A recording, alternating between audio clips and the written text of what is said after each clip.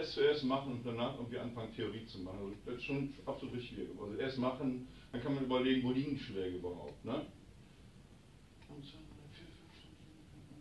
Das ist auf der 1 und auf der 3 und auf der 2 und, wenn man das musiktheoretisch machen würde. Ne? Wir gehen mal los. 2, 1, 2, 3, 4. Und dann machen wir gleich mal unsere Takas von gestern wieder. Ne?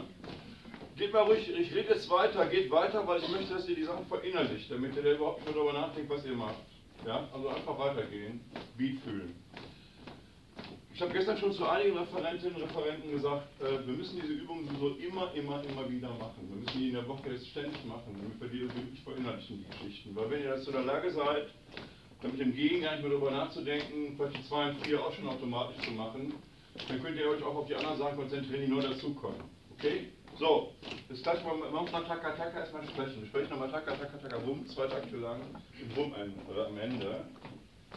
1, 2, 3, 4. Taka Taka Taka Taka Taka Taka Taka Taka Bum. Muss mal Tempo unzahlen, das gibt die Stimme ab.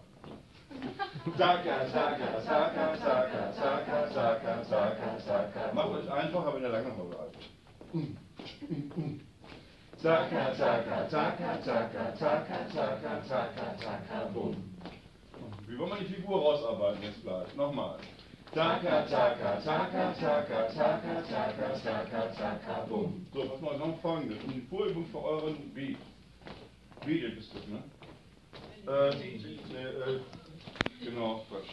Ja. Ist das zweite K betont. Das zweite Mal, wo K vorkommt, ist betont. Machen wir nur die ersten 4 Silben von den Takas und betont das zweite K. Also man könnte das gerne vormachen. Das wäre dann 1, 2, 3, 4, Taka, Taka. Taka, Taka. Machen wir mit. Taka, Taka. Taka, Taka. Taka, Taka. Taka, Taka. Taka, Taka. Taka, taka. Sehr gut, macht ihr total gut. Ja, wunderbar, klasse. Macht mal nur die betonten Silben, macht mal nur das erste Ta, das letzte K. Ta, Ka, Ta, Ka, Ta, Ka, Ta, Ka. Und das kriegen wir aus eben. Ta, Ka, Ta. Klatsch mal mit. Ta, Ka, Ta, Ka. Klatsch mal die Achtel. Ta, Ka, Ta, Ka. Betont.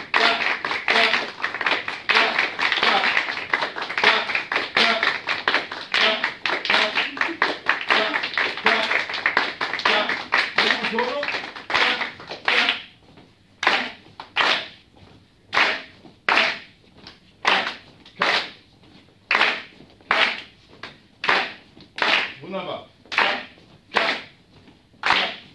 Sehr gut. Und ihr merkt ja, so könnt ihr arbeiten, indem ihr die Figuren aus den kleinsten vor, also immer die kleinste vorkommende Einheit nebenbei. Ich will ja, wie gesagt, Uptown-Fang machen, hör mit euch ständig an im Moment. Weil ich mit euch zusammen arbeiten will, die kann man so ein Stück wie Uptown-Fang umsetzen, in so eine, am besten in der reine Body-Percussion-Klatschgeschichte. Das müssen wir mal gemeinsam entwickeln, wie wir das machen können. Da ist die kleinste vorkommende Einheit, sind das leider 16 und keine 8. Ja, das ist doppelt so schnell. Ja, das müssen wir, wenn wir gleich mal üben. Ich muss da eben kurz drauf.